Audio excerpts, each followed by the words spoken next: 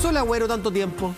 Vamos a revisar noticias internacionales. Seguimos con información internacional porque nos vamos a concentrar en la Franja de Gaza con el ataque en la única iglesia católica que hay en ese territorio, que es la iglesia de la Sagrada Familia, que es además refugio para muchos desplazados de este conflicto y que fue alcanzado por un bombardeo por parte de Israel. Hay hasta el momento 4 muertos, personas heridas, y entre los heridos está el párroco de esta iglesia, que es un párroco argentino. El que vemos en pantalla, ¿cierto? Exactamente, Gabriel Romanelli, que lo veíamos ahí con algunas heridas leves en una pierna.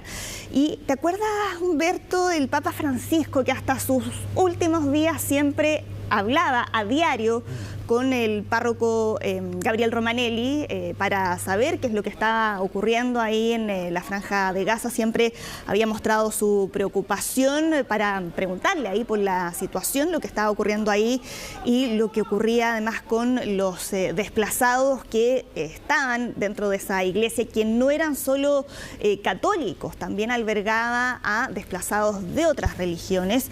Eran unos 500 cristianos desplazados los que acogía esta iglesia, y acá no es la primera vez que ha ocurrido un hecho violento en ese lugar. Sí es el primer bombardeo directo que recibe por parte de Israel. Hubo ahí algunos incidentes en los que un francotirador israelí abrió fuego contra la parroquia, pero esto ha sido condenado en todo el mundo. Habló ahí la primera ministra italiana Giorgia Meloni, que calificó este hecho como inaceptable. Y lo que han dicho además desde el ejército de Israel es que están revisando todas las circunstancias de este incidente, que no es el único ataque que ha habido en las últimas horas. También en la ciudad de Jabalia, en el norte de la Franja de Gaza, aviones de Israel atacaron una casa.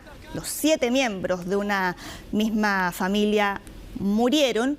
Y en el campo de refugiados de Nuseirat, en el centro de la Franja de Gaza, también Israel atacó a un grupo de ciudadanos, de los cuales por lo menos 4 de ellos fallecieron. Una ofensiva que sigue dejando víctimas y no hay aún ningún atisbo de qué es lo que pueda ocurrir con las negociaciones que se están impulsando desde hace algunas semanas para alcanzar un alto Tristemente fuego. Parece el cuento de nunca acabar, ¿no? Lo hemos escuchado tantas veces. Y si es que se llegara a alcanzar un alto al fuego, tal como ya ha ocurrido antes, un alto al fuego que va a quedar ahí en una situación de vulnerabilidad, tal cual ya ha sido vulnerado anteriormente.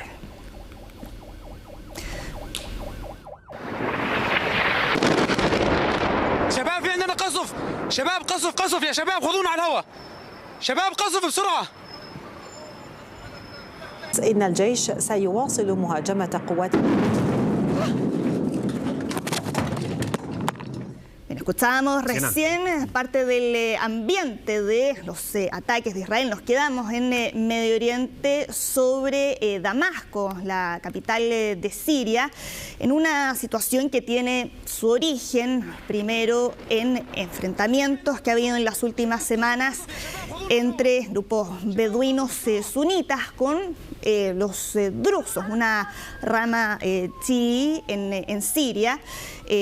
Eso motivó después la intervención de las fuerzas del gobierno interino sirio y fue eso lo que molestó a Israel, que decidió atacar parte de el edificio del Ministerio de Defensa, y ahí está además los ambientes que escuchábamos recién de la transmisión de la prensa. Veíamos Al Jazeera, también la televisión local, en las que se alcanzaba a percibir parte de esos bombardeos. Ahora, después de algunas negociaciones que ha habido, Siria decidió retirar sus tropas de la ciudad de Sueida, que es donde se han focalizado esos últimos enfrentamientos. Dijeron que el objetivo ahí era evitar una guerra abierta, y eso nos muestra además la fragilidad en la seguridad en Siria después de la caída del régimen de Bashar al-Assad.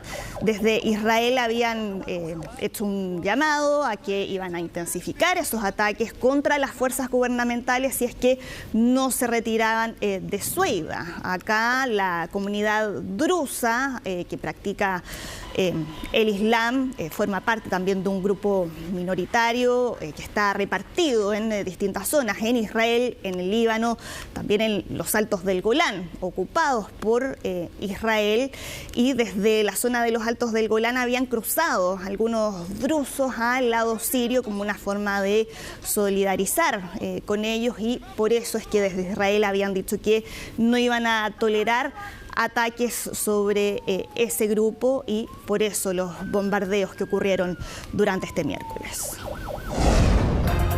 ¿Vamos a Bélgica? Vamos a Bélgica con un incendio que destruyó parte del escenario principal de uno de los festivales de música electrónica más famosos en el mundo, que es el festival Tomorrowland, que es un evento que iba a iniciarse este viernes.